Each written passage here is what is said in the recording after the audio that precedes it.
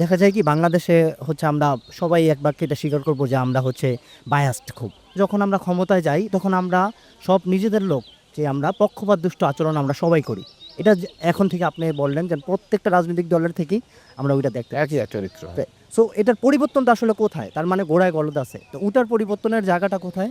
যেন আমরা যেই সর্বোচ্চ জায়গা যেই বিচারিক আদালত আমাদের যেই হচ্ছে নির্বাহী যেই আদেশে আমরা এগুলো পরিবর্তন করার জায়গাটা যেটা হয় ওইটা আমরা করতে যদি না দিই, যদি সরকার এই জায়গায় স্ট্রেন্থ থাকে অথবা বাংলাদেশের সংবিধান যদি ওই রকম হয় যে দুর্নীতি দমন কমিশন, তারপরে হচ্ছে বিচারপতি, এগুলো হচ্ছে যোগ্যতার ভিত্তিতে আসবে, কোনো নির্বাহী আদেশে আসবে না। একটা সরকার পরিবর্তনের পরে যদি ওই জায়গাটায় নিজস্ব লোক আমি বসাই দিই, সেক্ষেত্রে ওই লোকটা অবশ্যই বায়াসড হবে, কারণ সে আমি তাকে বসাইছি, সে আমার বিপক্ষে কখনো কথা বলবে না। আচ্ছা, নির্বাচনের পরে আমাদের কি এই জবাবদিহিতার একটা সুযোগ দেওয়া উচিত কিনা? সবার আগে আমি বলতে চাই যে আমরা নির্বাচন করতেই জানি না, আমরা কাকে ভোট দেবো আমরা এটা আজ পর্যন্ত বুঝতে পারি না। যাকে ইচ্ছা তাকে দিয়ে দিই, না এটা করা যাবে না।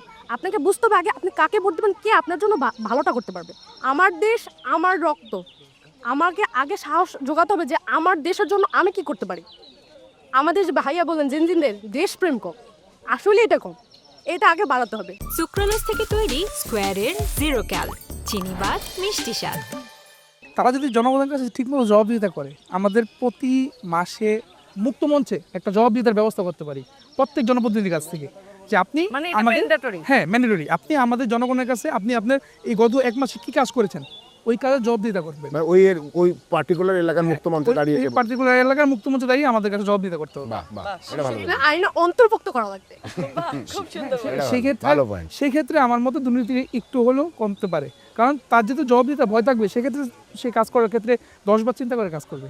আমার কথা হচ্ছে যে নিরপেক্ষ যে সেক্টরগুলো আছে তাই নিরপেক্ষ হতে হবে।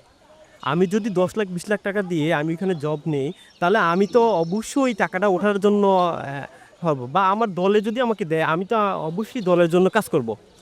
আমার কথা হচ্ছে যে বাংলাদেশের যেই সেক্টরগুলো থাকবে সরকারি গভর্নমেন্টের, সেই সেক্টরটি হতে হবে নিরপেক্ষ। রাজনীতিতে আমরা নারীদের খুব কম দেখি। হ্যাঁ, তো এটা কি দুর্নীতি কি একটা বড় কারণ এটার, নাকি নারীরাও দুর্নীতি করে? সাহস করে আসতে পারছে। হ্যাঁ, আপুর যে বিষয়টা সাহস করে আসতে পারে না, ফ্যামিলির একটা বিষয় থাকে। আমাদের বাংলাদেশের অনেক ইচ্ছা থাকে। হ্যাঁ ইচ্ছা আছে, বাট আমাদের প্যারেন্টসরা অ্যালাউ করে না, যে দরকার নেই, যেহেতু এটা নোংরা রাজনীতি হয়ে গেছে বাংলাদেশে। কিন্তু নারীদের অনেক ইচ্ছা আছে যে আমি চাই আমি নির্বাচনে যুক্ত হয়ে মানুষের সেবা করি, মানে প্রতিনিধিত্বই করতে চাই। হ্যাঁ প্রতিনিধিত্ব করতে চাই।